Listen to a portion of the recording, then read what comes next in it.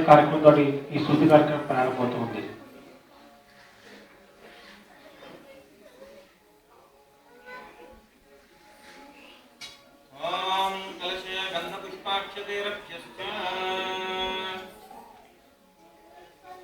ఈ కలశంలోకి సప్త నదులన్నీ కూడా ఆహ్వానించి శుద్ధి కార్యక్రమం అనేది ప్రారంభమవుతోంది.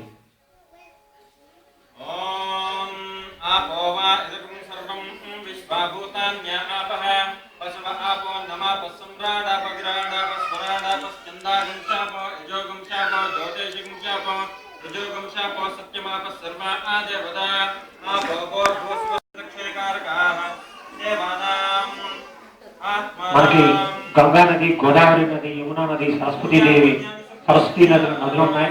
అవన్నీ ఆ కలశంలోకి ఆహ్వానించి ఆ బ్రహ్మగారు స్వప్రోక్షణ కార్యక్రమం చేస్తున్నారు.